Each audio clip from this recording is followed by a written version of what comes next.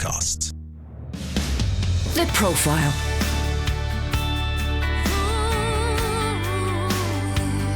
You're listening to Premier Christian Radio. Where faith comes to life.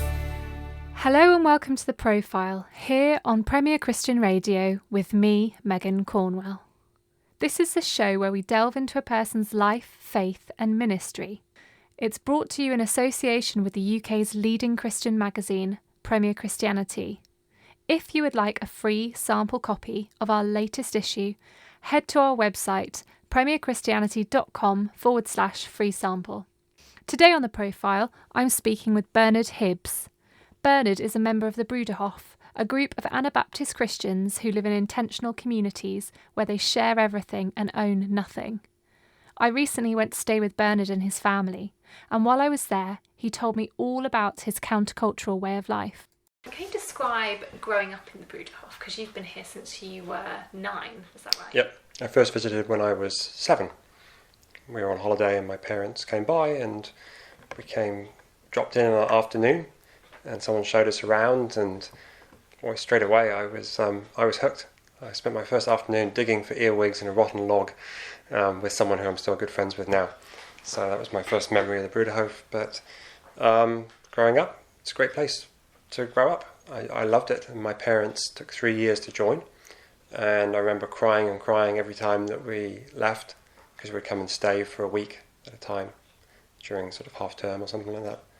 And I was always heartbroken to leave, because compared to what I had before, I mean, here you always have your friends here, you have a beautiful place to play. It's just, it's a good place for kids. Can you describe what a typical day would be like here in a Bruderhof community? Certainly. So our family gets up, but it depends when your alarm clock goes, but we get up at about 6 o'clock and have breakfast together, and that's common across all of the Bruderhof communities, is that families eat breakfast together. We think it's really important to do that. So I eat breakfast with my kids every morning, and then work starts and school starts at 7:30, and then we stop work and have lunch together as a whole community, and the kids stop school at 12, and then people go back to work in the afternoon. The kids do non-academic activities in the afternoon till 5 o'clock, and then everyone stops work, and 5 to 7 is generally a really important time for parents to be with their children, for families to be together, because we think family is so crucial to community. And then often sort of 7 o'clock or a bit later in the evening, we'll have some sort of worship gathering. Sometimes we may have some extra work that needs doing in the workshop and may have to go and attend to that. We might do something with the children, or maybe something just with the adults, or sometimes we'll pull out the barbecue and just have a great time together. And what motivates you to live in this way? Because it's clearly very countercultural and very different from how our society in general is set up. So what motivates you to stay here and kind of give your life to this? Well, I think the countercultural nature of it is a huge motivator. I mean, Jesus came to bring a completely different way of life. It should look very different than society, and the Bruderhof does look different than society at large. And that's why I'm so happy to live it. I mean, who just wants to go along with the flow? We should try and live different lives.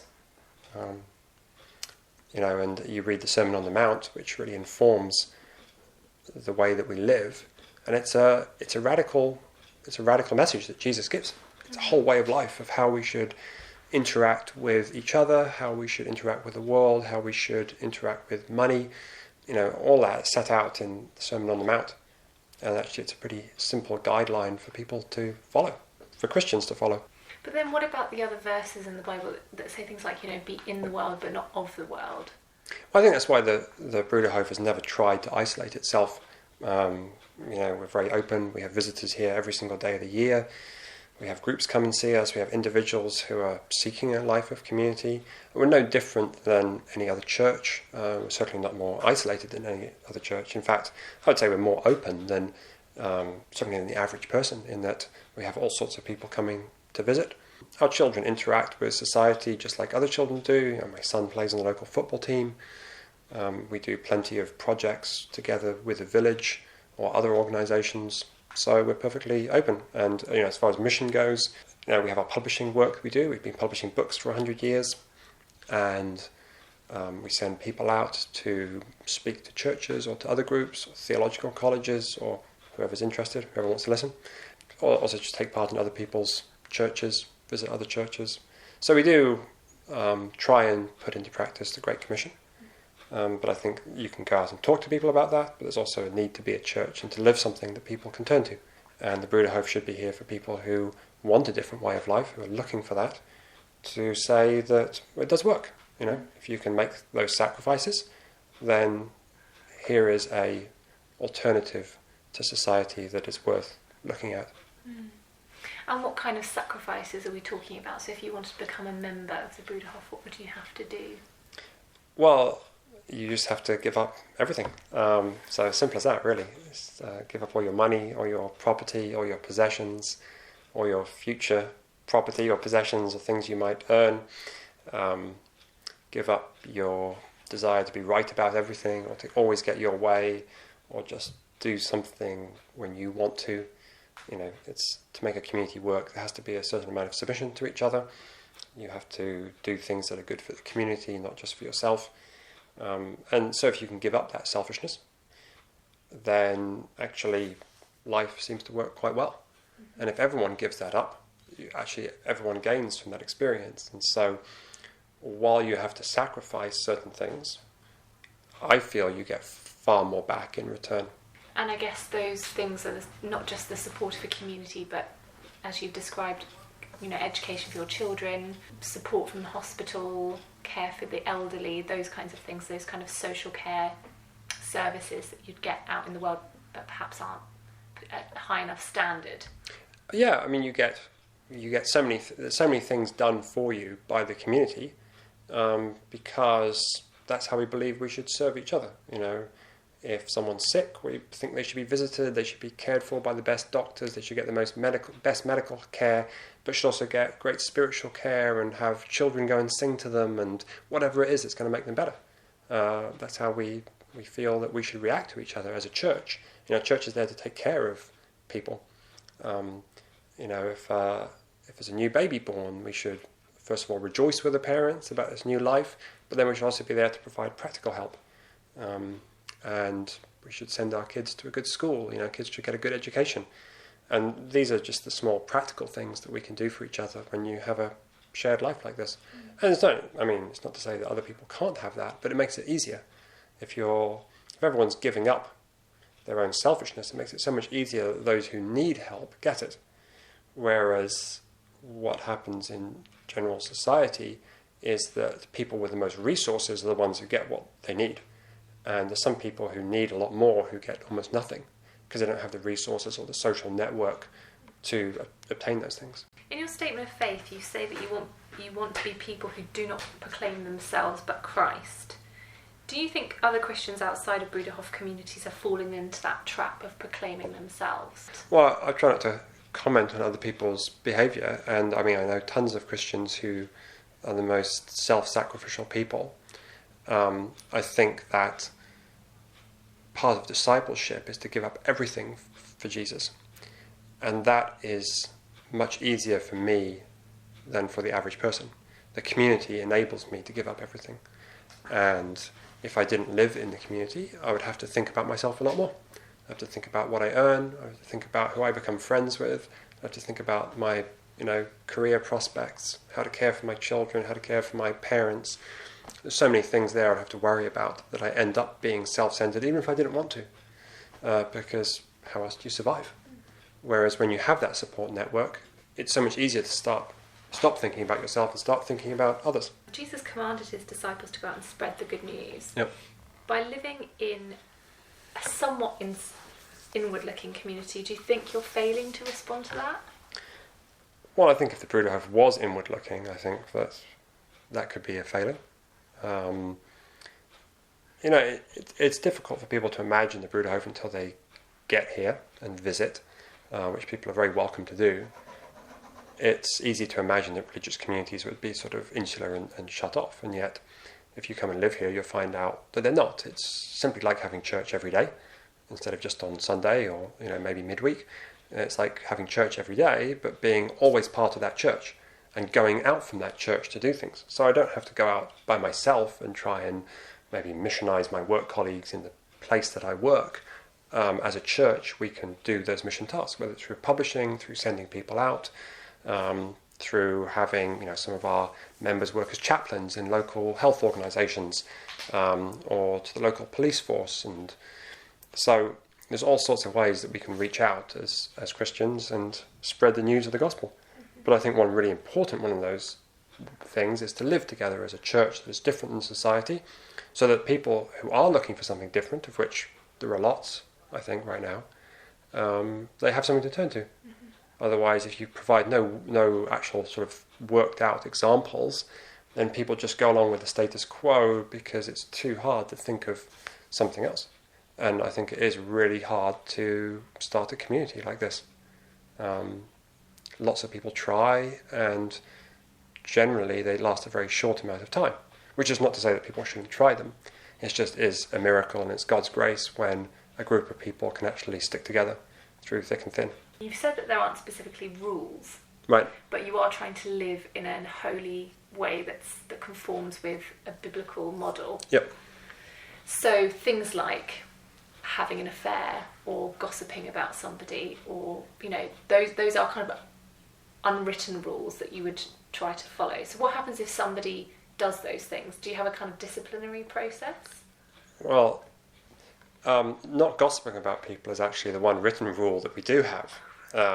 So we believe that gossip destroys communities incredibly fast, and destroys families and workplaces, and I think most people have experienced that. And so we have an absolute rule against gossip that simply says that if we love each other, we should go to each other directly. And if we want to reprove each other, we should want to do that because we love that person and want them to be on the right path. And so that's why we should gently go to people and remind them of how they should behave. And actually, if we do that, it works pretty well. And that is biblical as well. I mean, Matthew 18 tells us to do that. Not having an affair, well, that's, I think, made pretty clear in the Bible as well. I would say most of the ways that we behave, or things that people might see as rules, or conformity to certain types of behaviour, are actually set out in the gospel, or we should be able to find them there. But you can have a desire to want to live a certain way, but the inevitability is that people are fallen beings, aren't they? And people do sin, and people do horrible things to each other. Right. So what do you do in instances when that happens? And the Bruderhof is the worst, by the way. It's like it's not a collection of saints; it's a collection of sinners who decide to live in community together. So plenty of people have problems. Well, if someone's willing to see that they were wrong, very simply, they can be forgiven. And we have a pastoral team. People can go confess their wrongdoings and start again. It can be as simple as that. We do practice church discipline, so that if someone has lived in sin for a long time and then wants it to restart, almost like a rebaptism. So baptism, we believe in believers' baptism, that at baptism your sins are washed away. And many times in our lives we realise that we've actually departed from the way of Christ, and we could have lived better, and we want a new start. And church discipline for us is the way that can be obtained. That I can declare to the church, I want my life to be new. That I can also be given the time. So people, there might be in there like a time of silence. And many people actually recognise the benefit of that. People go on silent retreats. It's often part of the monastic tradition. That we have time of quiet so that we can actually stand before God, that we can renew our relationship to Him, then renew our relationship to the church and to our brothers and sisters. And that then is a time of great rejoicing when someone has turned around. And we're told in the Bible that, the angels in heaven rejoice when a sinner repents. And so we believe very much in repentance. And, there really are, like I said, the Bruderhof is full of fallen people, yet it's also full of forgiveness. And we believe that everyone can be forgiven. But what about the people who don't want to be forgiven or aren't seeking a way back? So, the Bible also talks about throwing people out of the community and not having anything to do with them, if they continue to sin. Right. Would that be something you'd do? Yeah, Paul's words on that are pretty clear and pretty sharp. If someone persists in behaviour that doesn't fit into the church, then of course at some point there would have to be a separation. We would try everything to try and make it that person would realise. We would give them time, we would do whatever it takes that they would see that their behaviour is not fitting for a disciple. And but eventually, if someone persists like that, then yes, eventually we would ask them to leave, which is probably similar to most churches. It's not, there has to be a certain, you can't just come here and do whatever you want to.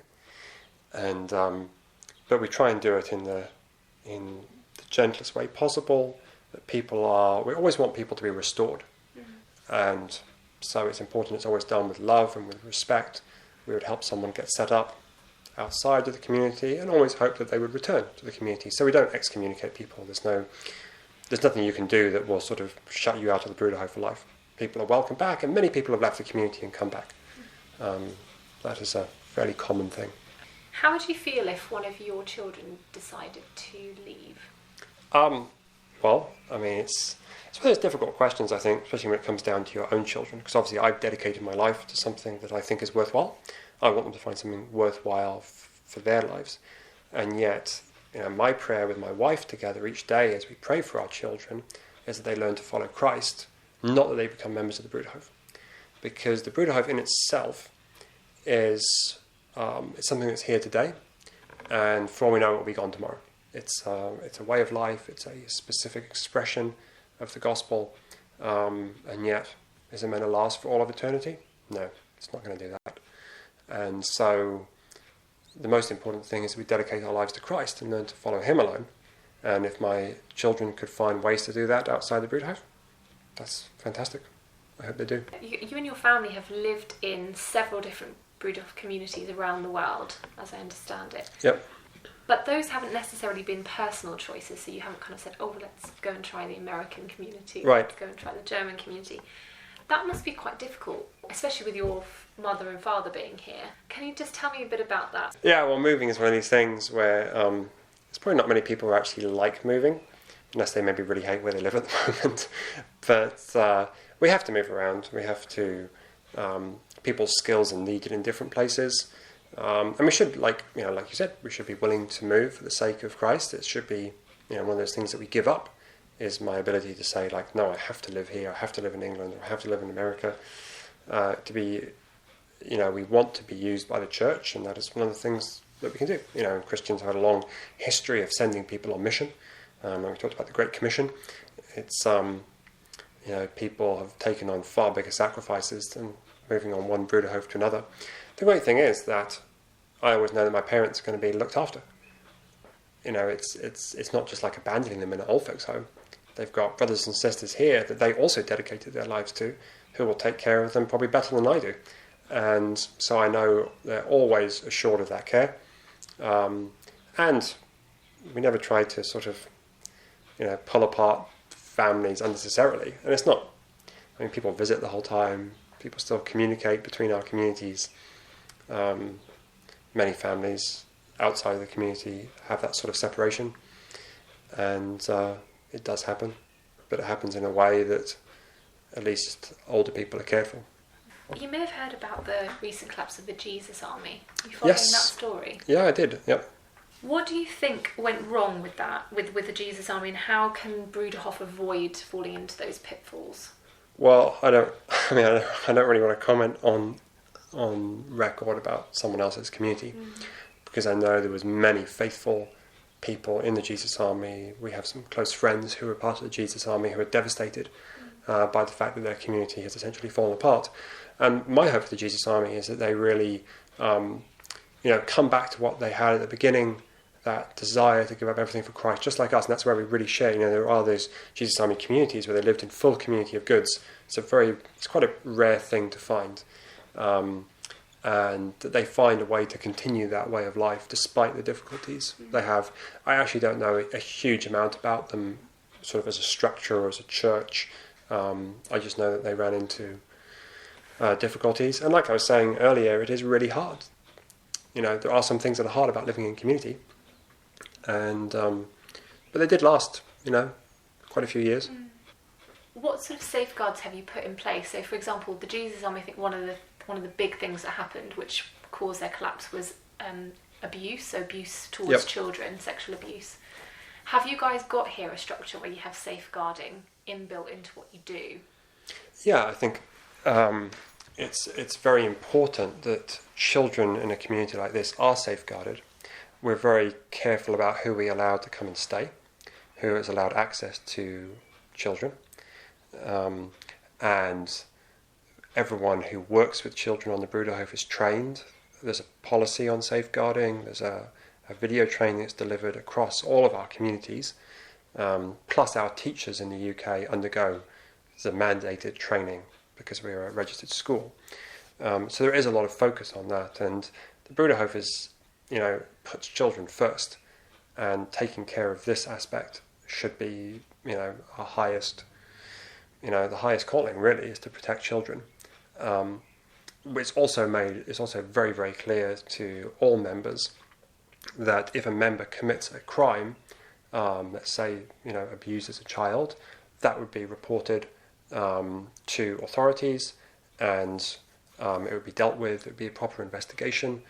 Just because you are a member of a church that believes in forgiveness doesn't mean you can commit crimes as a member and get away with them. Mm-hmm. We believe that there is a need for the law, and people who break the law need to face that justice. Mm-hmm. And we also, because of the level of trust in our communities, if someone was known to have acted inappropriately towards a child, there's a very, very little chance they would actually be able to live on one of our communities. What's the best and worst part of living in a community like this? I mean, from an outward point of view, the Bruderhof is just a really fun place to live. It's people always imagine that living in a religious community would somehow be sort of miserable or dull or something, but it's not. It's exciting. It's fun. I have great times with my children. I have great times with my friends. We celebrate a lot as a community. We have barbecues and we have pig roasts and we have ice cream parties, and just have a good time together. There's nothing in the gospel to say that we should go around with long faces. The best bit from a more serious point of view is that it enables me to be a disciple. I really am free to serve Jesus. I don't have to worry about so many things that I would have to worry about if I lived a normal way of life. It's a great place to raise children. It's really easy for me to bring up children in the faith that I believe in. Children just naturally, because they have so many positive role models around them, they naturally grow up that way. Children, I never have to try and convince my children to believe in Jesus. They do it naturally. Of course, they'll become teenagers one day, and that will probably all go out the window. Worst bit of the Bruderhof? There's got to be some bad bits somewhere. I mean, I think it's the things that are annoying are just having to get on with people you wouldn't necessarily get on with. People are different. We have different cultures, loads of different ways of thinking about things. We have some people who just are very, very different than me, and I have to learn to get on with them. I have to learn to understand sometimes the background they came from, maybe how they grew up, maybe the culture they grew up in. That can be a challenge. Learning to communicate with people, and then just learning to give up things. That even if my ideas are right, doesn't necessarily make that my ideas always have to happen.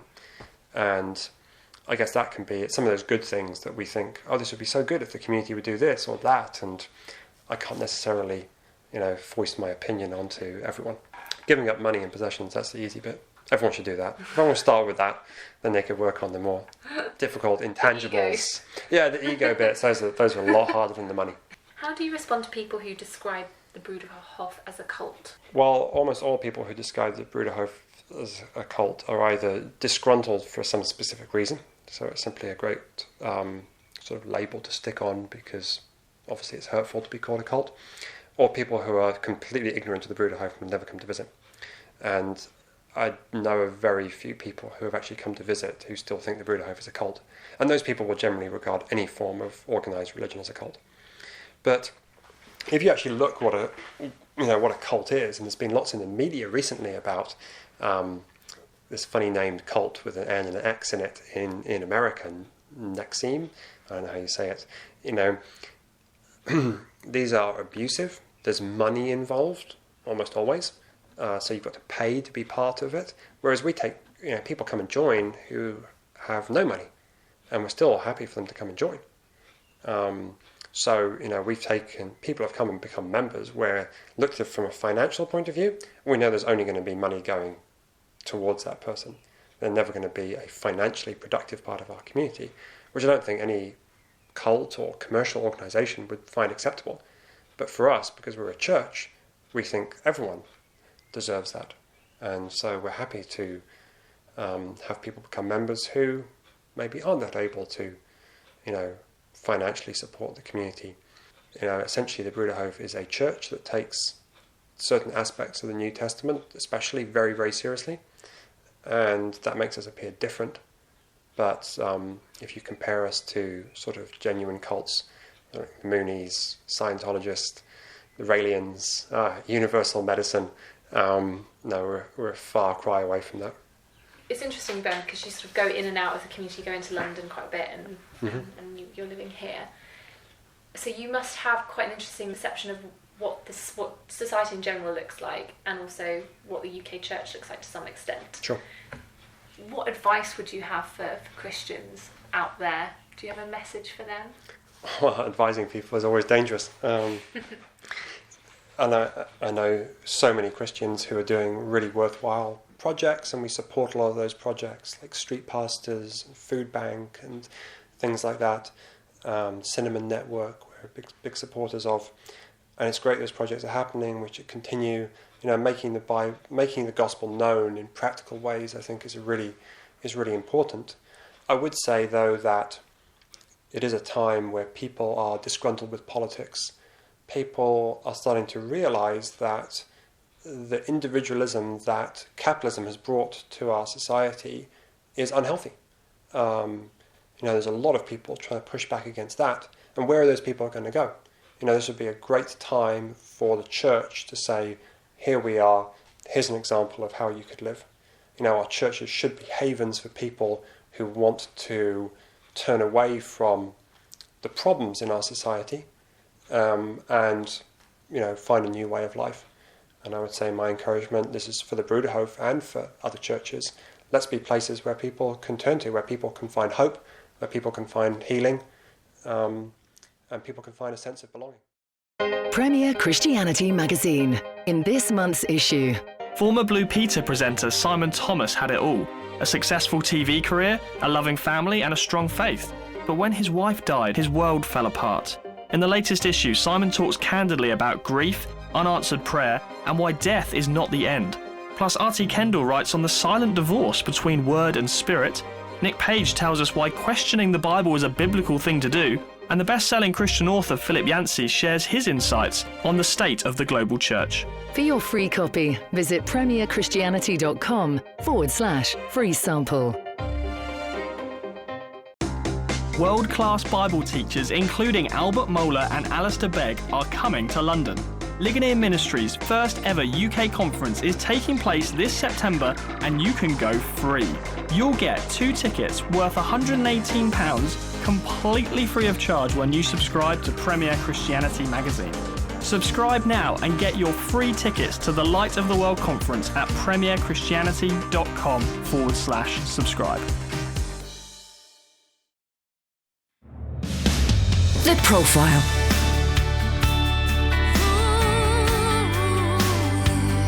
You're listening to Premier Christian Radio. Where faith comes to life. Hello and welcome to The Profile here on Premier Christian Radio with me, Megan Cornwell. This is the show where we delve into a person's life, faith and ministry. It's brought to you in association with the UK's leading Christian magazine, Premier Christianity. If you would like a free sample copy of our latest issue, head to our website, premierchristianity.com/free sample. Today on The Profile, I'm speaking with the Bishop of Burnley, Bishop Philip North. He's an Anglican clergyman who has been outspoken about the Church's inadequate response to poverty and inequality, accusing his denomination of abandoning the poorest areas. He recently made the case for a greater church presence on urban estates. Bishop Philip, welcome to the show. Thank you for your welcome, Megan. You were born in London. Tell me about life growing up. What are your earliest memories of faith? I was brought up in really My father was quite a hardcore atheist. My mother had a slightly ambiguous relationship with the church. They split up when I was 7 or 8 years old. So what brought me to church is, it's pretty shameful truth. I'm afraid it was the money. When I was about 9 or 10 years old, I found out that the choir boys in the local church choir got paid significant amounts of money for singing in a choir, particularly at weddings. And that drew me into the life of quite a vibrant, busy local church in a sort of suburban area of London. But it wasn't really till my late teens when a curate came along who was really able to communicate the Christian faith to young people, to listen to our questions and to answer them in relevant and engaging and challenging ways. He taught me that the Christian faith wasn't a great big behaviour management plan, which I thought, nor is it a set of rather dry, dusty doctrines. It's about living your life in relationship with Jesus, who, by virtue of his dying and rising, is still alive so that we can know him as a friend. And everything fell into place, really, because of his teaching. So I'd been going to church quite a long time before I became a Christian. And that's really that kind of time when I started to explore ordination as well. That's what I was just about to say. So when did you realise that you were called to the priesthood? It was pretty much, it was the example of that priest, actually. He was so funny and so engaging and so compelling in the way he taught about the faith. And he just seemed to be living an attractive, enjoyable life. And I think he was quite a significant role model. And so I went off and did a degree. And then I went and spent a year working in a really run-down estate on the edge of Sunderland. So, coming from the London suburbs, I suddenly found myself in this wholly different culture in order to explore vocation, and saw the church working in a way I'd never seen before, actually. So it wasn't just a kind of, another thing in people's lives. It was right at the very heart of this community, very rooted, down-to-earth, incarnational ministry. Priests who got everywhere, who met people's needs in the most immediate way. Church really reaching out to young people and making a difference to young people's lives. And the church really making a stand for justice at a time when, that estate was going through a particularly tough time, when industry was closing down, really giving voice to the poor. Is that where you first got inspired? Because I know that you have been a particular advocate for the poor. And so was that your first experience of real poverty? And is that where your drive to be that voice for the poorer has come from? Yes, it was that experience. It's also a report the Church of England wrote some years ago now called Faith in the City, which made a very direct appeal to young adults to commit their lives to urban mission and ministry. And so, I was just beginning to think, what's God calling me to do? And so the vocation wasn't just to be a priest, it was actually to be a priest in inner urban and outer estate areas. That was very much the sense of call that I had, just aware of the transformative impact that the gospel can make on people's lives. And you've talked in the past, haven't you, about priests being called to London and called to those areas that are a bit flashier and a bit more exciting. Do you feel that the church is doing enough to encourage priests to go to the margins, go to the outer areas that aren't so exciting? I'm beginning to see a change. Adrian Newman, who was the Bishop of Stepney, wrote a really seminal report called So Yesterday about why urban ministry had dropped down the church's agenda. And he said one issue was about the triumph of the growth agenda. Because there's always a temptation, if you're really wanting to grow a church, to go what some people will call the low-hanging fruit. And what they mean by the low-hanging fruit is people like us. And it seems to me when you look at the Gospels, where does Jesus go for? It is most certainly not the low-hanging fruit. He goes to the margins and to the edges and to the poor and to the forgotten and to the sinful. He pushes ministry right to the margins. And that's where this extraordinary transformative movement of renewal came from. The church, I think, has been in danger of actually walking away from those poorest areas. And, clergy deployment is one way of expressing that. Lots of people very happy to plant new congregations inside zones 1 and 2, where, you can apparently grow a church fairly easily. But who is there on the left behind towns in the north? Who is there on the big outer urban estates where ministry is more enjoyable, actually, but perhaps rather less fashionable? Mm. You said at the General Synod in 2016, we are all leaders of a church who have taken a preferential option for the rich. What did you mean by that? And have you seen anything change since you made that speech? What I meant at that time was what I was seeing was the slow drip abandonment of particularly the outer estates. Now, I don't think anyone decided to do that. I don't think that was strategy. It's just that in straitened times, when money is hard, when there's big issues around clergy deployment, when decisions are being made by all sorts of people at all sorts of different levels, it's very easy to forget the estates churches. And very often on estates, other denominations have always left behind. So we've identified fairly easily 330 large social housing estates in this country where there is no Christian presence. Now, that for me is appallingly bad news. I don't think, look where Jesus goes. A church that abandons the poor has simply abandoned God. A church that abandons the poor is just not the God of Jesus Christ. If we're serious about renewal, we need to do what Jesus did and begin with those poorer areas. And so that's what I meant by that preferential option for the rich. And have I seen change? I've begun to. Certainly the language is different. Certainly lots of dioceses are doing very interesting things around returning to estates. There's quite a lot of investment back in estates through the Strategic Development Fund and other income sources. Lots of lip service paid. I'm not yet seeing a revolution. I think one interesting thing here is in the area of church planting.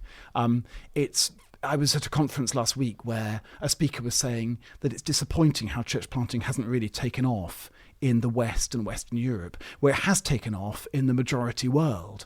Now, it seems to me there's a very obvious reason for that. In the West and Western Europe, we're starting our church planting strategies with the rich and wealthier areas. In the majority world, they're starting with the poor. Perhaps if we start with the poor, as Jesus did, God may begin to honour us.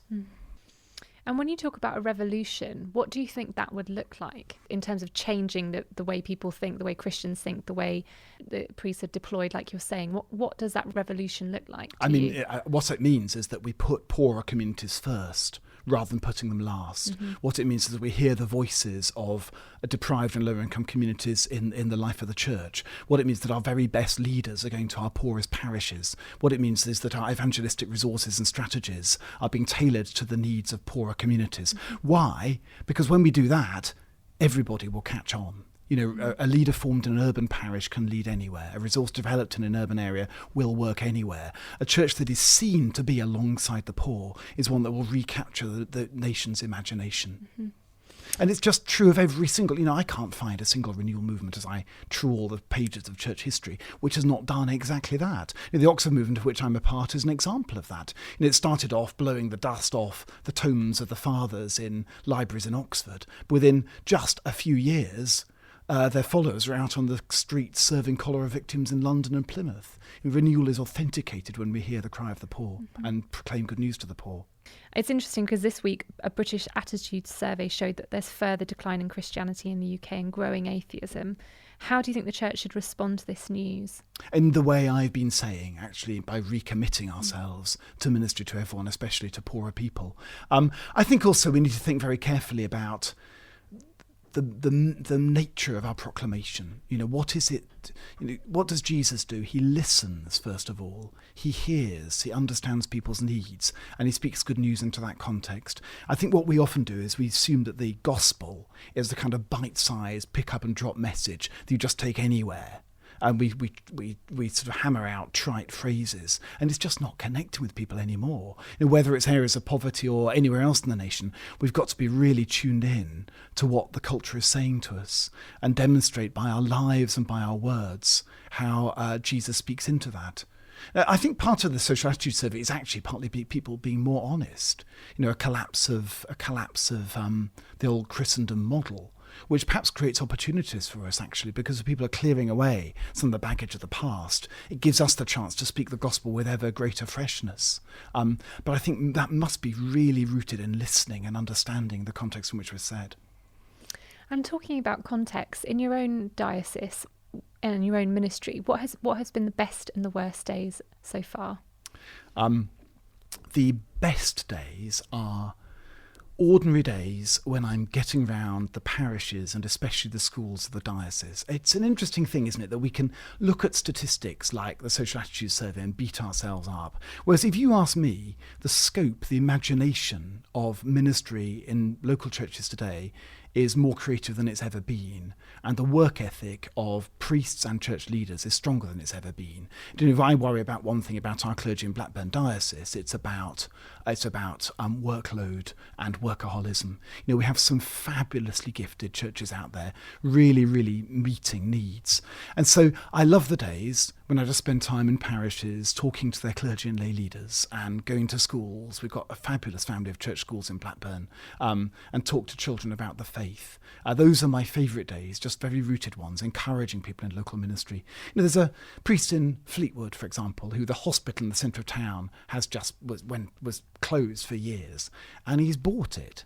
He's gathered together a group of local business people. They've bought a hospital in order to meet to the best they can the needs of the many vulnerable adults and homeless people who end up in Fleetwood. It's just a fabulous piece of work. There is such imagination and creativity going on out there. And in the Church of England, there's this wonderful thing where the Church Commissioners have decided to invest in mission, to use historic asset. What's the point in sitting on billions of quid and no one's going to church anymore? Let's spend it on interesting ministry. And again, that's opened up some really interesting work. So in Blackburn, for example, we've started a project to train up urban leaders, so people from unlikely backgrounds with less formal education, sending them out back to their communities, confident in the gospel. There's another project where we have Catholics and evangelicals working together to renew church life in the centre of Preston.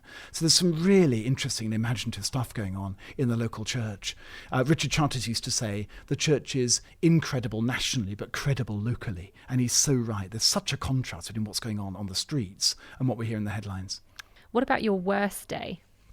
Oh, my worst day is probably something you're going to come on to, which is to do with the encounter I had when I was appointed to be Bishop of Sheffield, and things went wrong. That was certainly my darkest time as a bishop.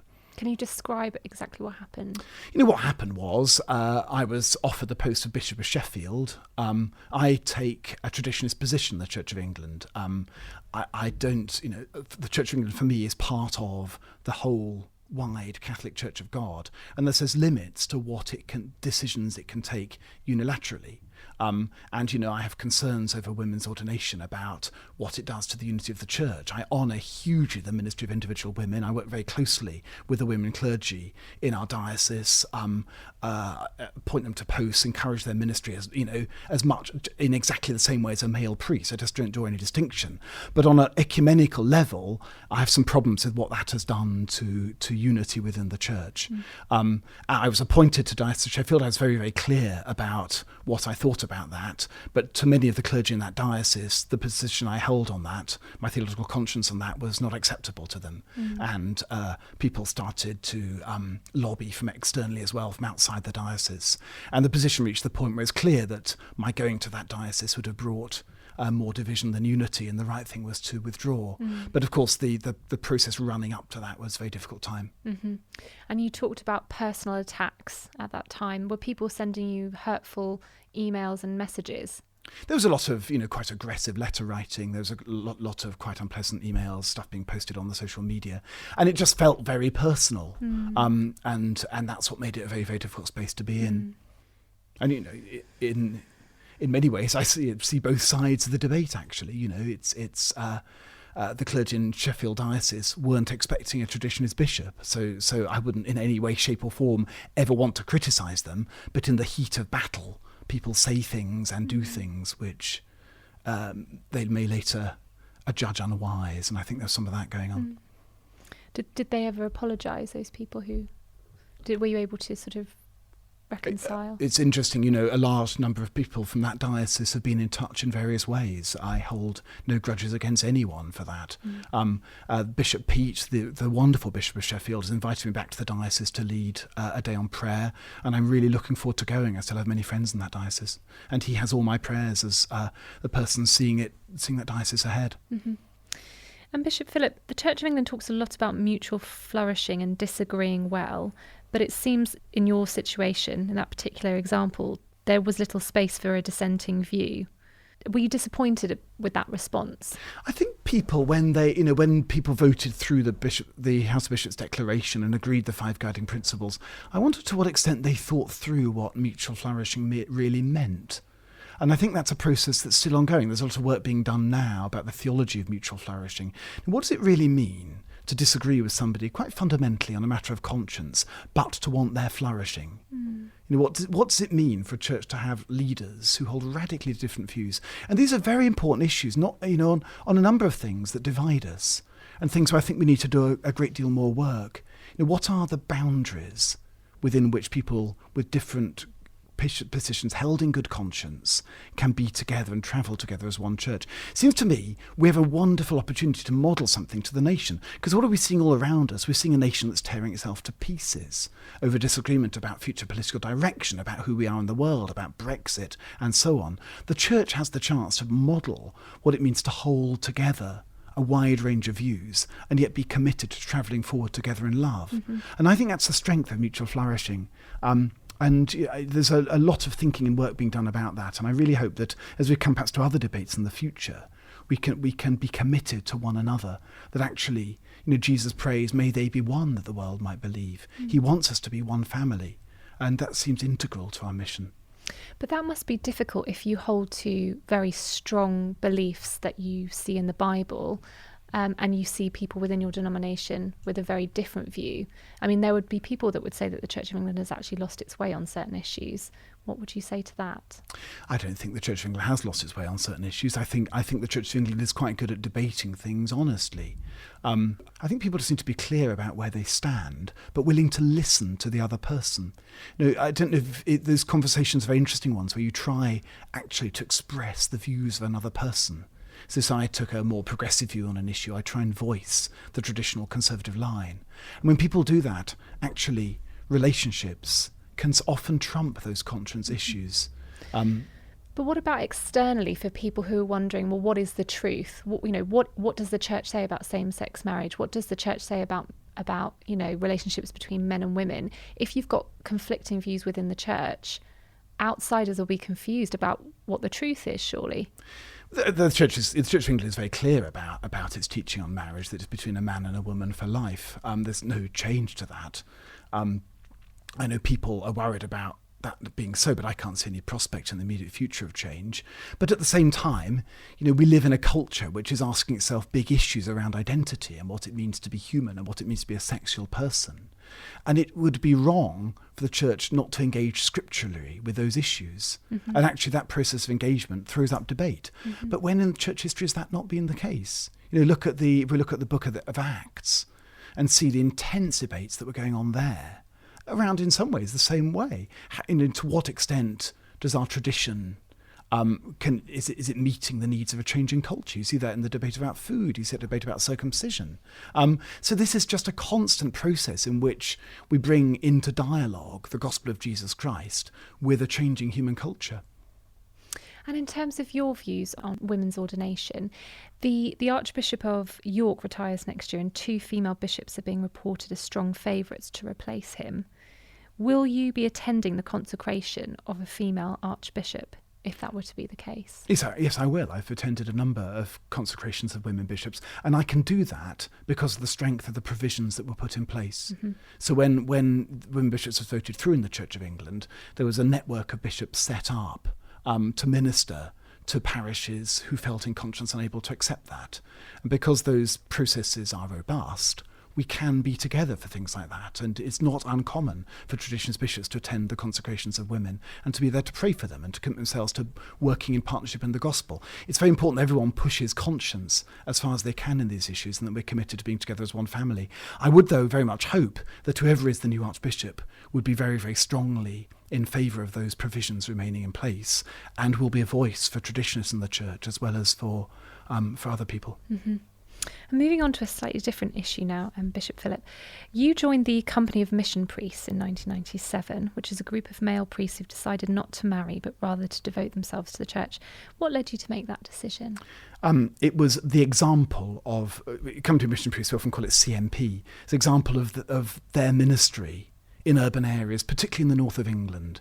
This is a model of ministry that I just found very, very compelling. Priests who were living to a rule around prayer, around marriage, around simplicity of life, in order to free themselves up for the ministry of the church in urban areas. And sometimes in areas where, parishes, that families may not feel so able to go. And there's a particular model of really down-to-earth relational ministry. It's strongly Eucharistic, it's confidently Catholic, but it's absolutely characterised by deep love for everybody in a community. And there's the warden of the Company of Mission Priests, a man called Beresford Skelton, just absolutely role models it, working in a really tough parish in Sunderland. But everybody in that community knows him. He has time for everybody. There's no limit to the ministry. And I just found that so compelling. And if you're a single priest, if you feel a call to celibacy, it's important to have a support network around you.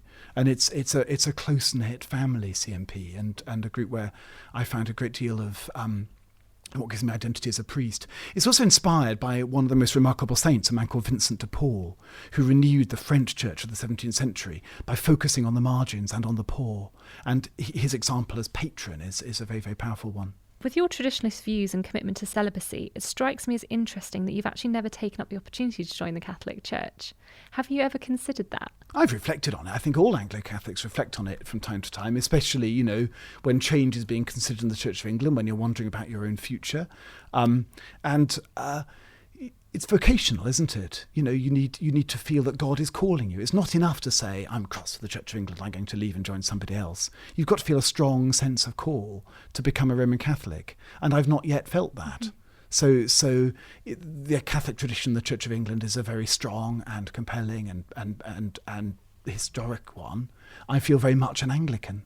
That may change in the future, who knows, but that's why I feel called to serve God now.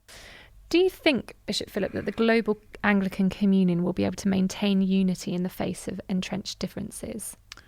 I desperately hope it will. It's quite hard at the moment to see how. And I suspect we'll need to think of different structures for engaging together.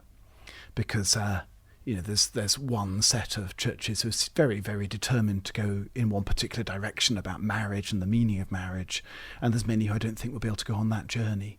So it's quite hard to see now how the current institutions of unity will survive some of these debates. Mm-hmm. But I hope that we can find new ways of expressing a common Anglican identity and of being committed to one another through prayer in other ways. Mm-hmm.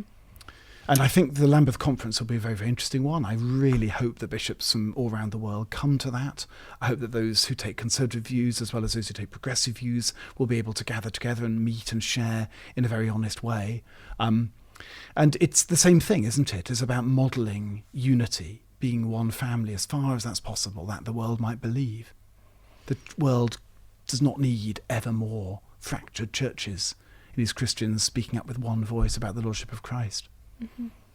And finally, what are your priorities in your diocese in the coming months? We've got in the Diocese of Blackburn at the moment a very big push on growing disciples and on discipleship generally. So we're really encouraging our parishes to help people, to remind them of the core heart of the gospel, to grow in the life of prayer, to be attentive to the scriptures, and to grow in their own personal individual faiths. So discipleship is quite a big push for us at the moment at Blackburn. And also the particular area I look after in the diocese is around leadership and vocation. So we need a big push on raising up, particularly the clergy of the future. We're very committed in Blackburn to growing the church rather than to managing decline. And that takes quite a risk, actually. So we're asking people to think a lot about generosity, about vocation, so that actually we can be a confident presence in Lancashire. And we've also we're developing quite an ambitious strategy for planting churches and for encouraging the local church to start new congregations within their own areas, but also to look at resourcing churches around the diocese that can support other parishes, particularly in ministry to young people. We've got in Blackburn the youngest congregations in the country, but we lose 11-year-olds like there's no tomorrow. So we've got to really think about what we need to put in place to engage those, particularly teenage boys and girls, with this good news of Jesus Christ. So those are really our priorities looking forward. It's a great diocese to be in. There's a lot of energy and a lot of life. Well, it's been a real pleasure speaking with you, Bishop Philip. Thank you for coming on the show. Thank you very much. Well, thank you very much for joining us on The Profile today. I hope you enjoyed both of those interviews with Bernard Hibbs from the Bruderhof and Philip North, Bishop of Burnley. If you would like to find out more about the Bruderhof, I spent 48 hours with Bernard and his family and wrote about my experiences in the latest issue of Premier Christianity magazine. You can get a free copy of the magazine at premierchristianity.com/